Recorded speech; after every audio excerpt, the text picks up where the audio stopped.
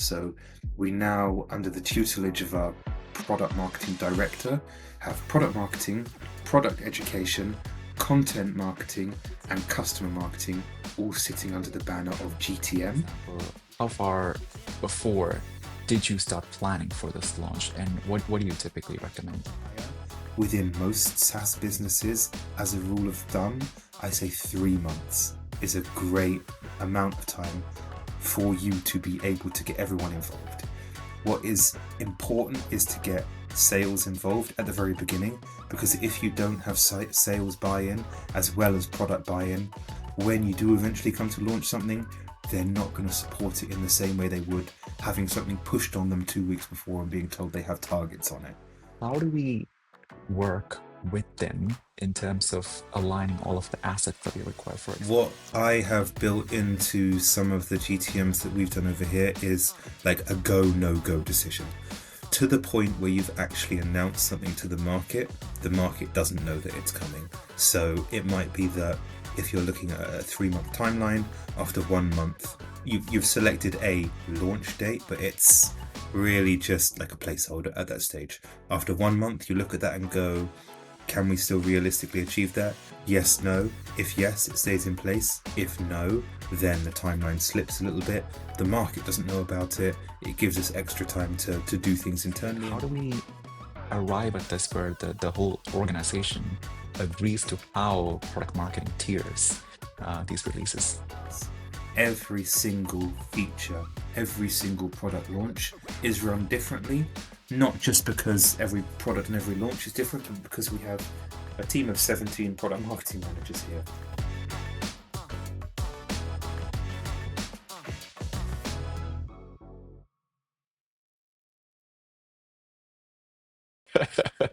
This is perfect. Okay, so thanks so much for taking the time, George. Welcome to this episode of How to Launch. We'll start off with some of the basic things on our agenda.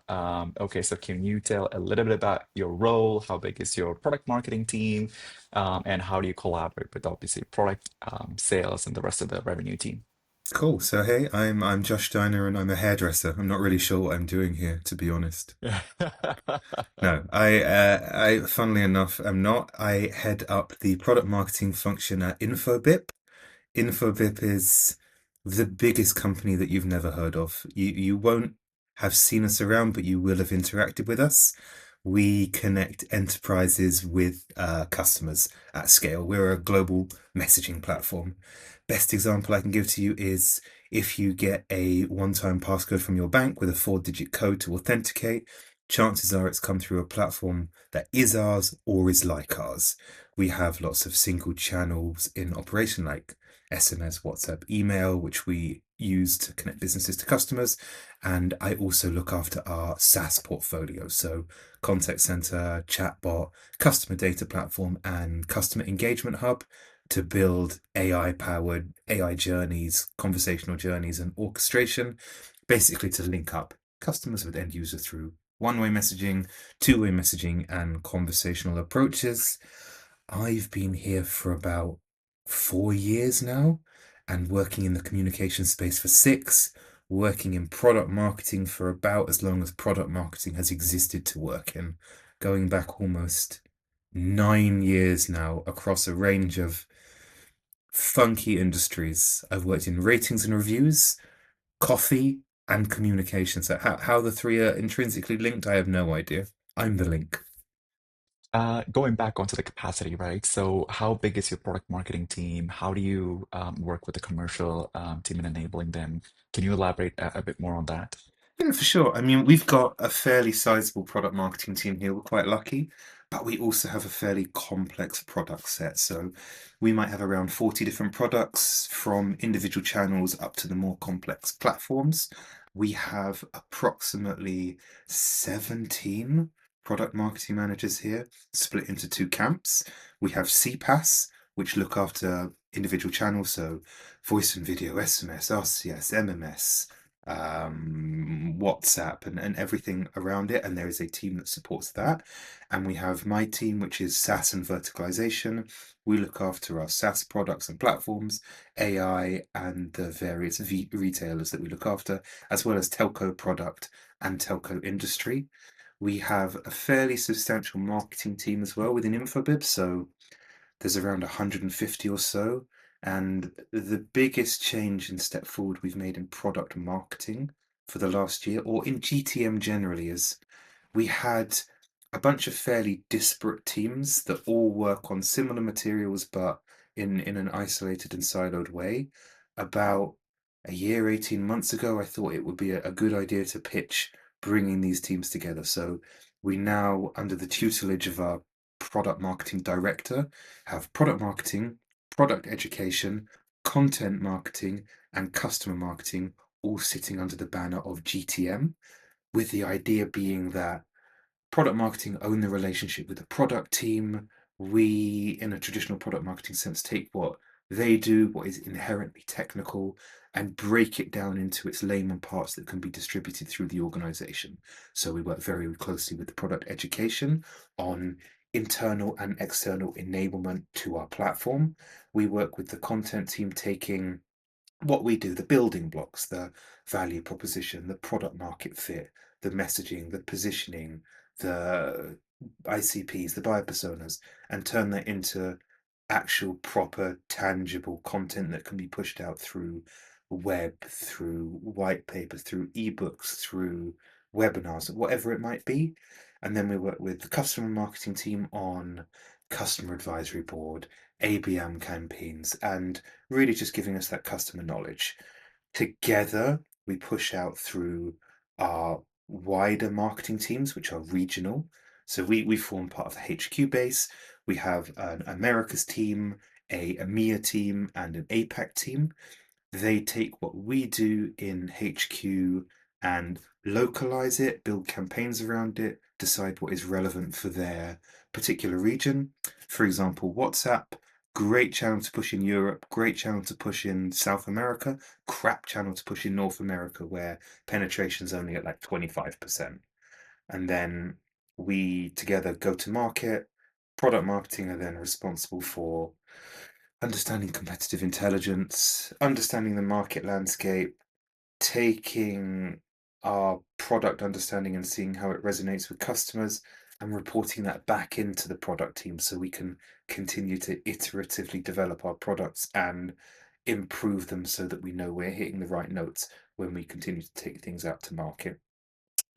In terms of our revenue team, that is also based 100% in region. So we don't have much of a HQ revenue function per se. Sales is split into the Americas, into APAC, and into EMEA, into different squads. So you have some targeting enterprise, some targeting platform, mid market, but more often than not, they're working on a vertical level. So you have a banking squad for Europe or a retail squad in South America.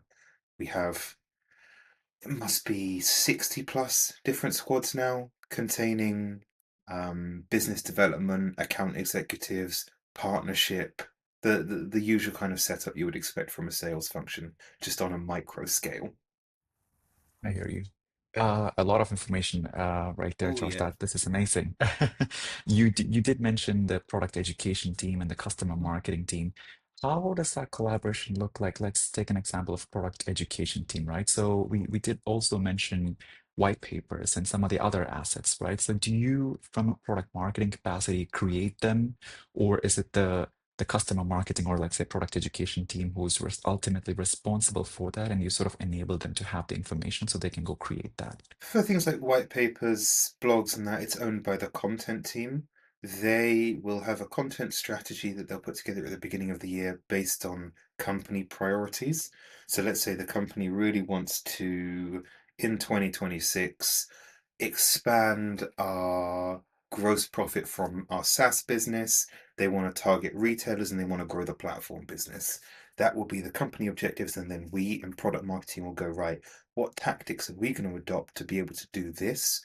And then content will do a similar thing, and we will work closely together on briefing content as to what product information they need to include in there, whatever it might be, in order to hit those top level company targets. So everything sort of rolls up. Our product education teams are working on things like a course for chatbots that our sales team can watch to learn more about how our chatbot platform works, and our customers and partners can watch to understand how they can onboard themselves to it. We are kind of the conduit between product and product education to make sure the information they're putting in there is accurate. And we sync with product education fairly regularly to help prioritize as well. They've got fairly limited resources. We have fairly limited resources. There's 1,000 courses that need to be produced. Which 10 realistically can we get done in this quarter, and how should we prioritize that? That's kind of how we sit with them on that one. Similarly, with customer marketing, they own communication to customers. We have a million things we want to tell customers at any one time. How do we work together to not only prioritize what we think is the most important things to get in front of customers, but what things do we want to learn from customers that can help us to continually to prioritize the right thing to go to them. So it's it's very structured. And from a team lead perspective, we have two product marketing team leads, which I am one. We have a content team lead, a product education team lead, and a customer marketing team lead. We have weekly syncs where we'll come to the table with what it is that we're looking to do and find a way of working together to hit the combined GTM team objectives. It's not without challenge.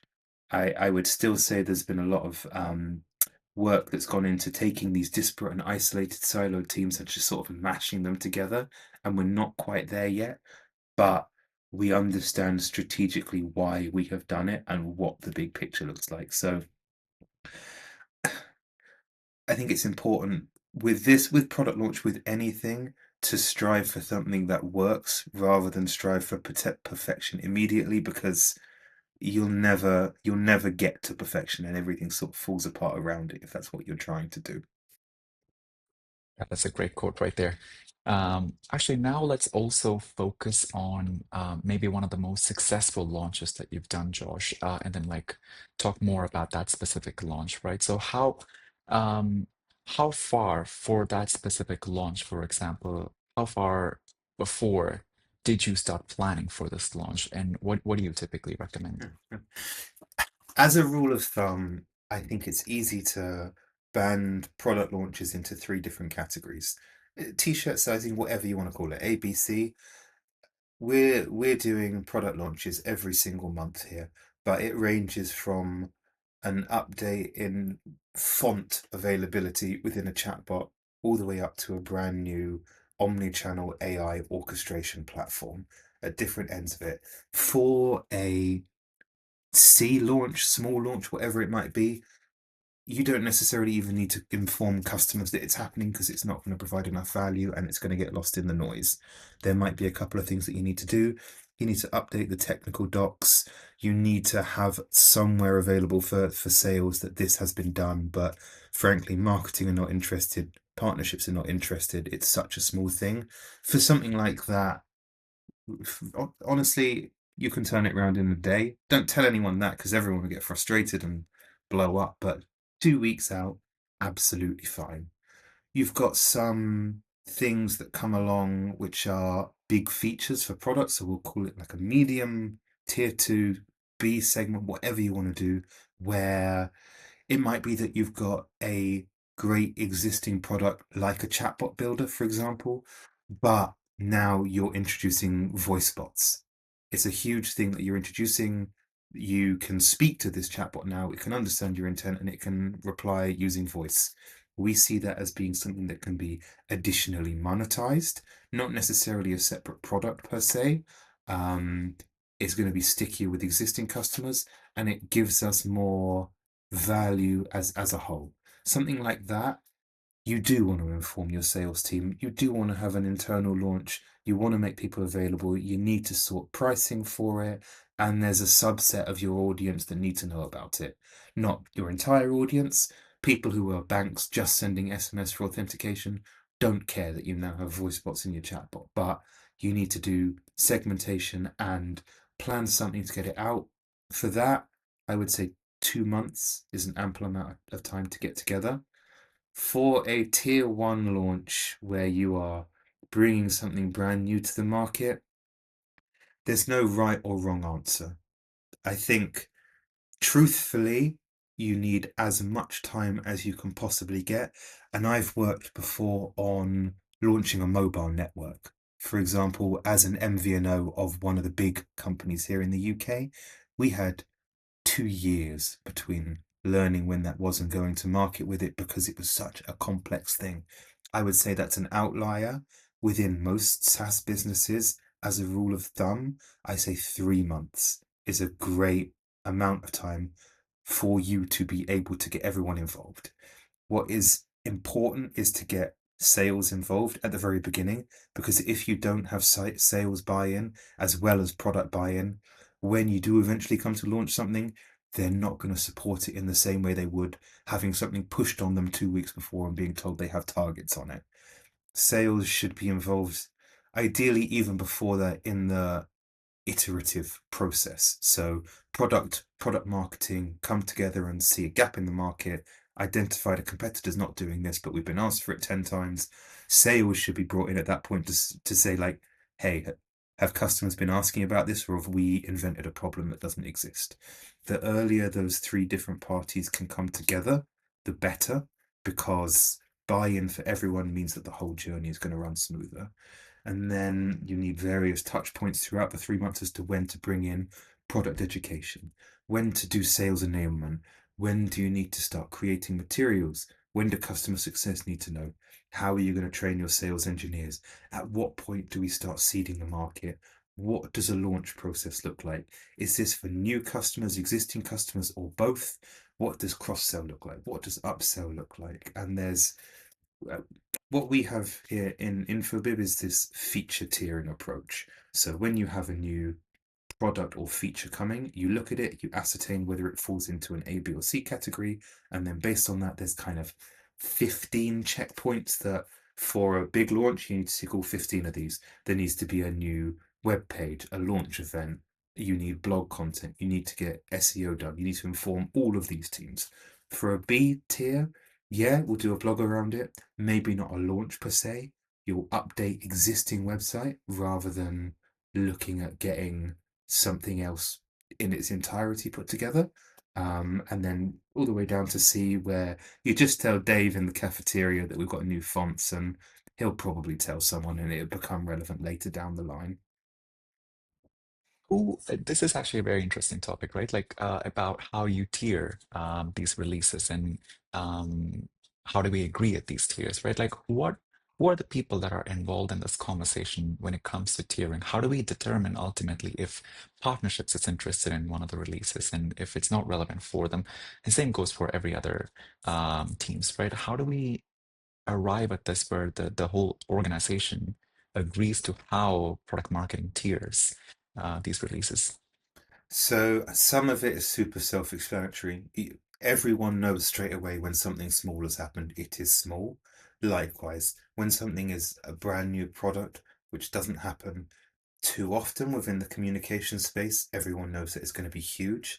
The grey area is in between top tier and middle tier when you've got a new feature or product subset coming along that's potentially got a lot of impact on it. And it's really a combination of product and engineering, product marketing, and revenue teams that make that decision. If revenue have decided that this is going to make us 15 million in year one, year two, then obviously there's a lot of emphasis and effort's going to be put on that. If we don't see an immediate route to market or an immediate route to monetization, even, but it's just going to make our churn better on a product, then it's probably falling into that middle tier. There's no hard and fast rules, to be honest, on the tiering as well. So just because we have these 15 things that you need to tick off for a tier one and these 10 things that you can tick off for a tier two doesn't mean you don't have some tier twos where you're ticking off 12 or 13 things, or some tier ones where you're ticking off only 10 things because it might be a massive product, but it's only relevant to Brazil. So we're not going to go for a global release here. You don't need to do these press releases and these AR pieces all over the place. You just kind of stay in your lane there. I think one interesting thing that we put into Salesforce a few years ago now is the ability for any of our salespeople, when we lose a deal based on us not having a feature, to put a monetary value on that loss. And then at the end of the month, quarter, year, whatever it might be, we can look at all of the lost deals, all of the features that caused us to lose those deals, add up the money and go, right, we lost 3 million in revenue by not having this particular feature. It featured in 40, 50 different deals. And then you've got like a collaborative approach between sales, finance, product marketing, where you can sit down and agree that this would be something that's easy to market, fits into our portfolio, customers don't have it, partnership team want it, they can see it rounding out like a managed service provider or a BPO's portfolio. It really is, and I can't emphasize this enough, case by case. Every single feature, every single product launch is run differently, not just because every product and every launch is different, but because we have a team of 17 product marketing managers here, each with a very, very different skill set. There might be some crossover in what they do, but some are natural storytellers, some are natural project managers and better at bringing people together. It's not to say that every launch runs perfectly smoothly. There's always trials and tribulations, especially on the bigger ones, but the benefit of having a large product marketing team and a large product and separate marketing teams is there's always someone who's done it before. There's always someone to lean on, and no one is afraid to ask for help here, which I think is really key to a successful product and marketing relationship. That makes sense. Yeah, this is very interesting. You've also mentioned on the project management and the storytelling capacity as two separate skills for product marketing people, right? We should definitely come back to it. Before we do, I have this one question about the timelines, right? So you did mention, like, for example, 3 months will be an ideal timeline for a release, right? Now, if let's say the engineering team is obviously working on the product simultaneously, and then of course from a product marketing capacity, we're also preparing for this launch. How do we work with them in terms of aligning all of the assets that we require? For example, the website, any other like assets, for example, one pagers or white papers, for example. Do we, from a product marketing capacity, leave some time even after the products have technically been built by the engineers, or do we go hand in hand with the product's timelines? How does that work, and what do you recommend organizations do on that note? So we keep our engineers in caves, in cages within the office to make sure that the timelines never slip. And funnily enough, they're very happy there. So the timelines, no, timeline slippage is just like a regular thing. What I have built into some of the GTMs that we've done over here is like a go, no go decision, to the point where you've actually announced something to the market doesn't know that it's coming. So it might be that if you're looking at a 3 month timeline, after 1 month, you've selected a launch date, but it's really just like a placeholder at that stage. After 1 month, you look at that and go, can we still realistically achieve that? Yes, no. If yes, it stays in place. If no, then the timeline slips a little bit. The market doesn't know about it. It gives us extra time to do things internally. And I wouldn't say it happens on all launches, but I would say it's not common at all. And it shouldn't be something that people find disheartening.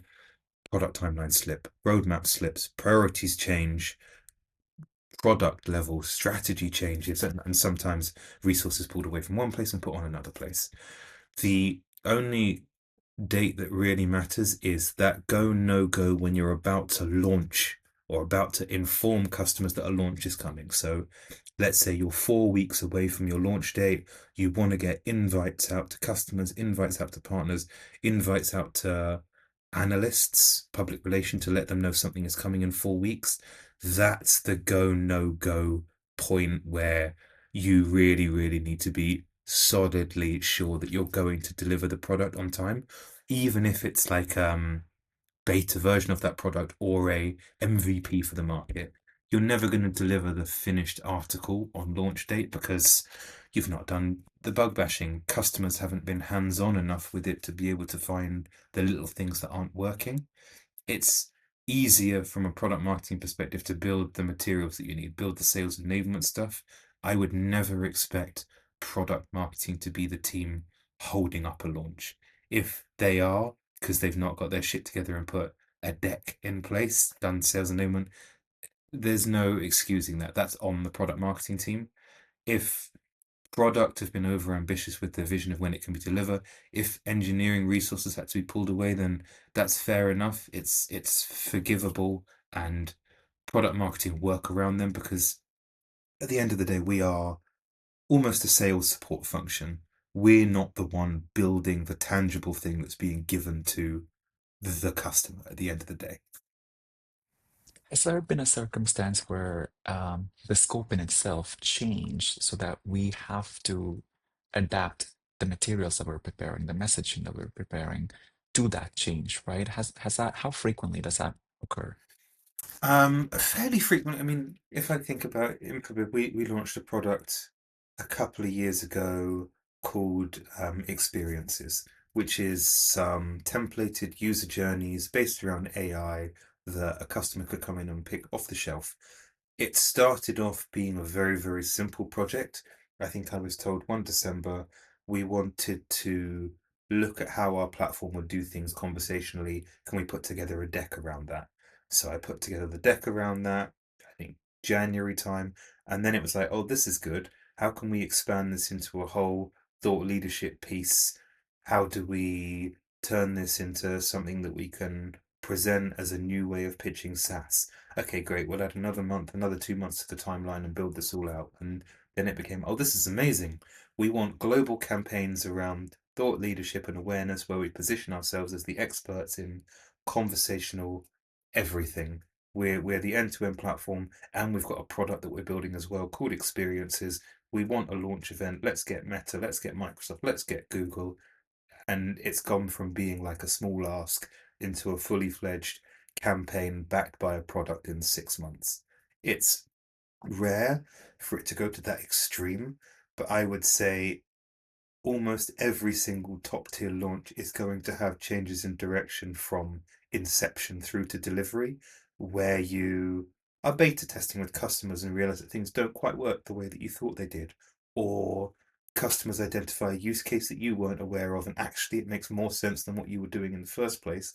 And if you lean into that, there's more options for monetization in there, and ultimately you're going to deliver a better customer experience. You need to be flexible and adaptable, especially in product marketing. I mean, as a role, I think we are one of the least defined, least rigid business personas that have come along in the last 10 years.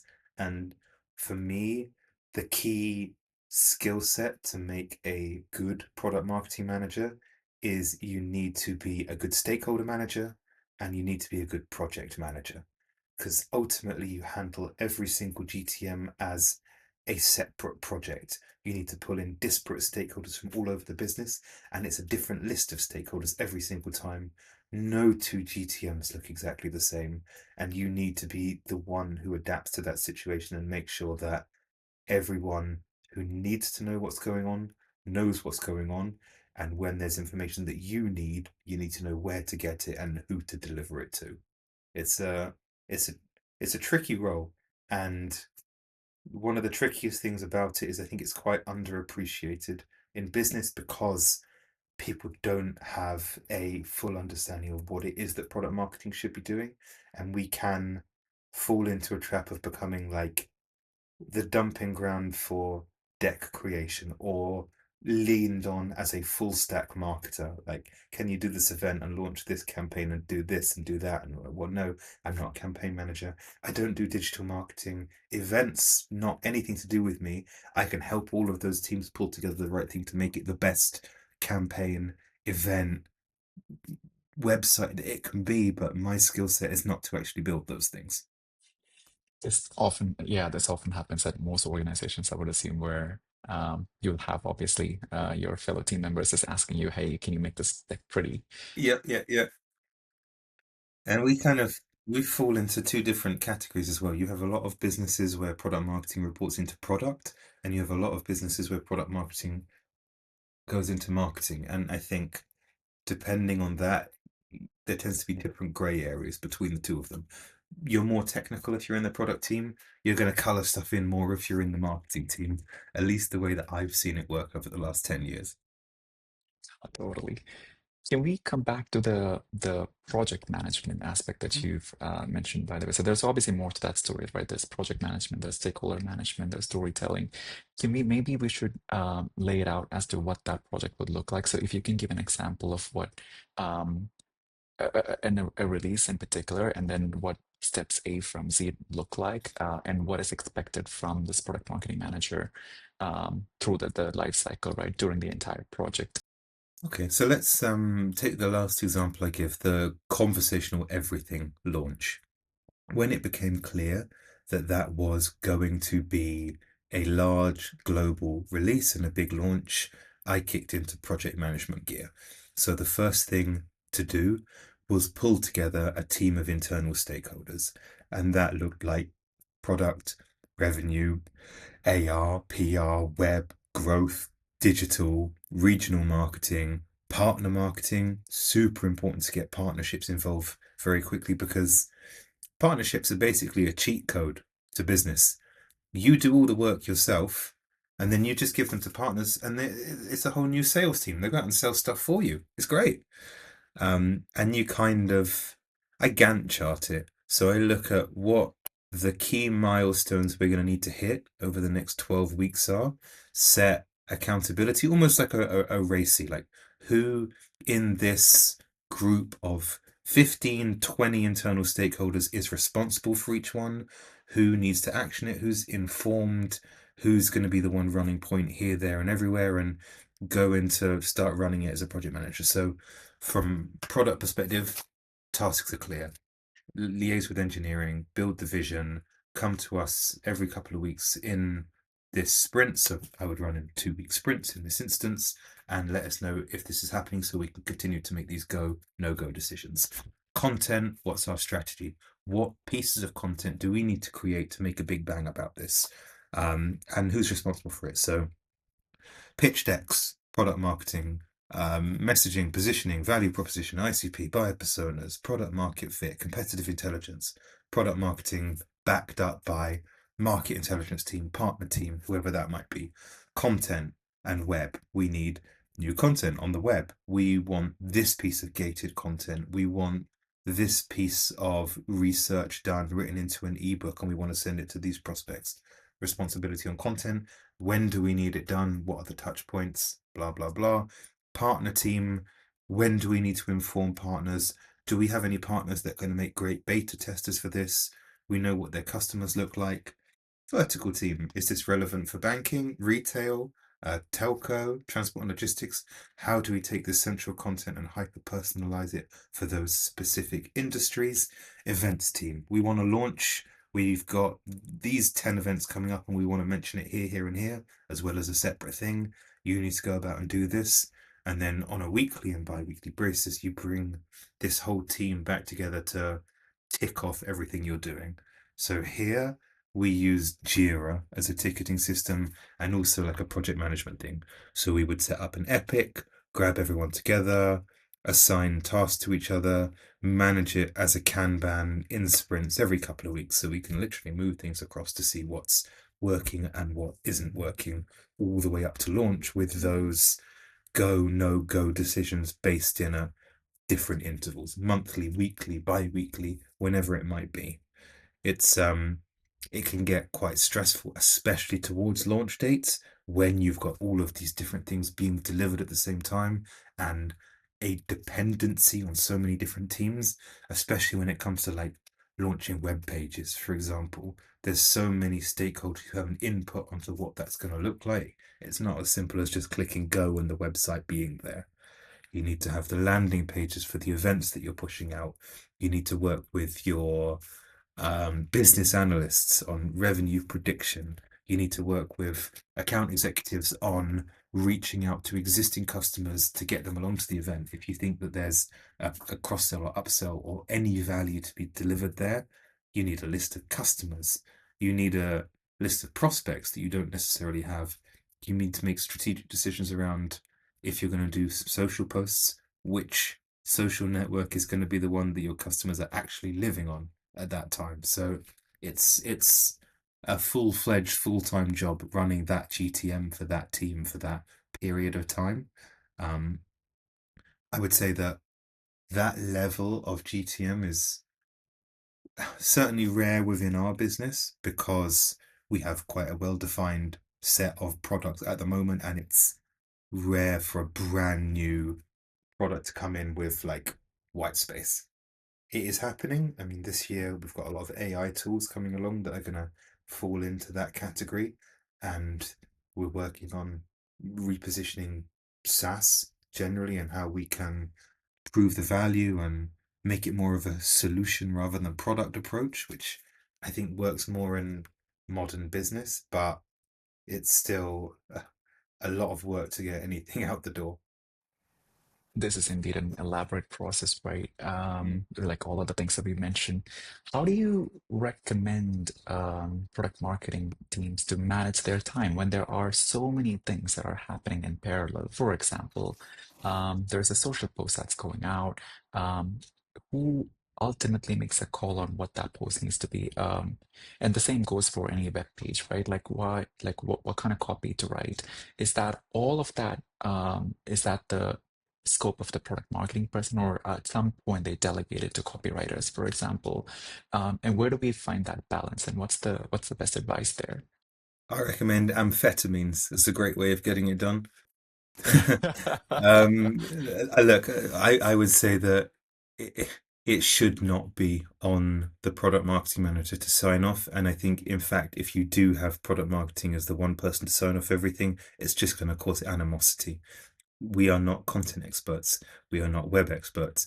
If we're waiting on the web person to come to us for sign off, then it shows that we're not trusting the process and we're not trusting them to do their job right. It is really a matter of collaboration.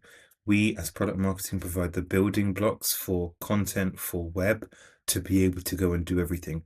They can come to us with questions, but if they've got the narrative, the messaging, and understanding of what it is that we're launching, they know how to write web copy better than I do, and I trust their instinct on it.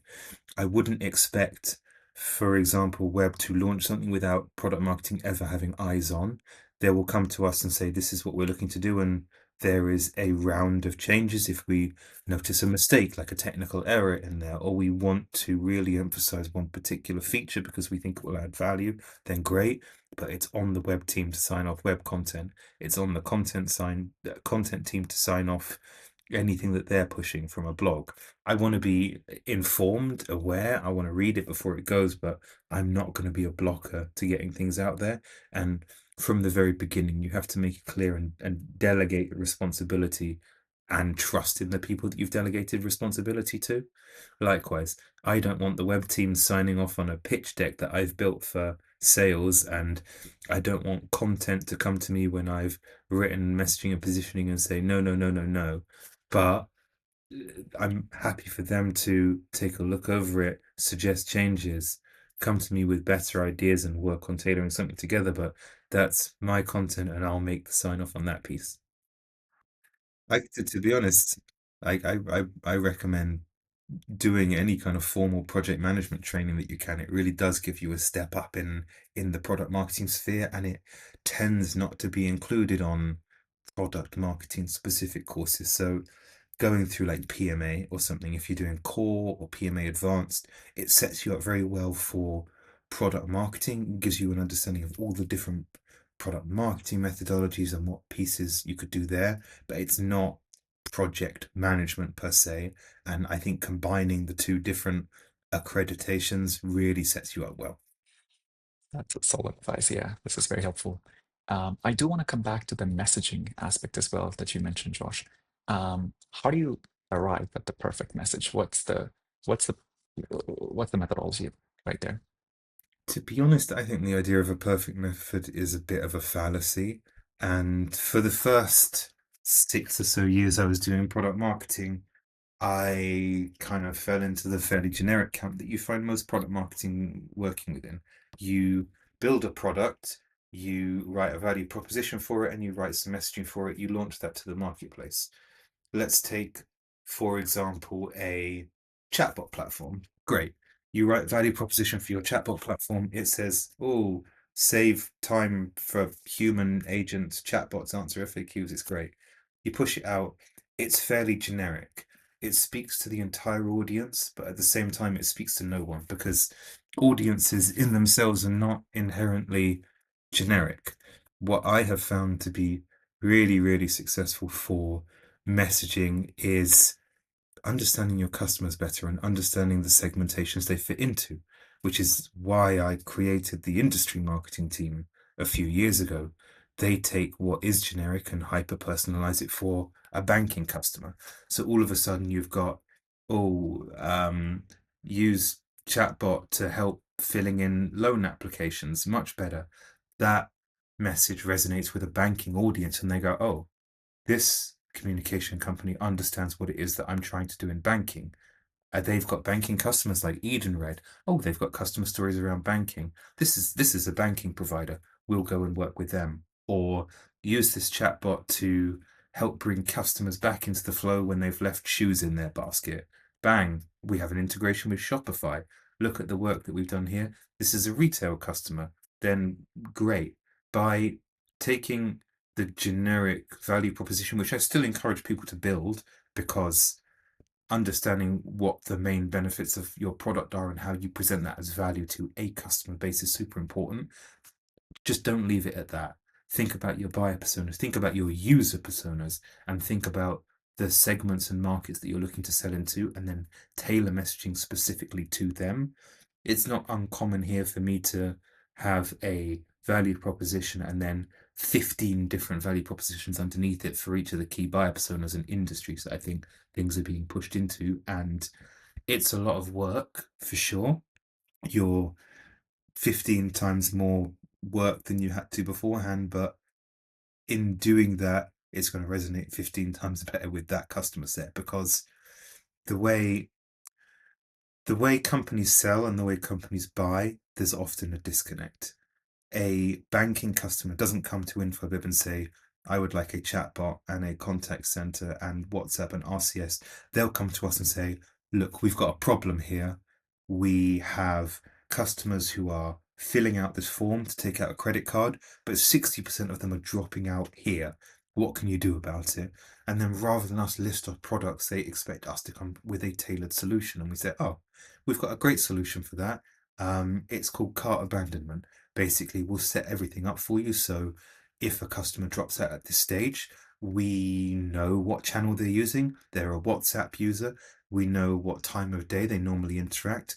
We'll send them a message to bring them exactly back into the flow where they left it on WhatsApp on this day and offer them additional support through an AI chatbot or a human agent who can talk them through it. And we've seen great results through doing things like that. What if that same scenario is an outbound approach, by the way? How would the message, how do you recommend the revenue teams to use the message in that case, where we as a business are approaching the customer who we think have a problem, and we want to test the message? Um, that is a tricky question. It's difficult to know whether a customer has a problem or not. Customer centricity is obviously a big part of this, and this is where we will probably lean on our customer marketing team. They own the customer advisory board. They spend a lot more time speaking with customers as well as the sales teams. It's important to work closely with all of them to ascertain where we think problems might be and then tailor messaging to those specific problems. And this is another key skill set of product marketing, A/B testing. If you think there's a problem, build a couple of different narratives and see if either of them hit. If one hits and the other doesn't, then go down that direction. If neither hit, then maybe that's a problem that you've invented that doesn't actually exist. The only way you're going to know if there's problems is if you're out there speaking to customers all of the time, or potentially even better, speaking to partners because they've got a large subset of customers of themselves and they've already done the research for you. Again, partners, cheat code, get on them. Metrics and product marketing is always a very, very difficult thing. We're one of the teams where it's not necessarily hard to prove value because we support so many different functions, but product marketing KPIs are often very difficult to measure. So if you're A/B testing, it really depends on what you're A/B testing. If you're looking at two different web pages, then you will be looking at the number of people that landed on it, but more than that, the engagement with it.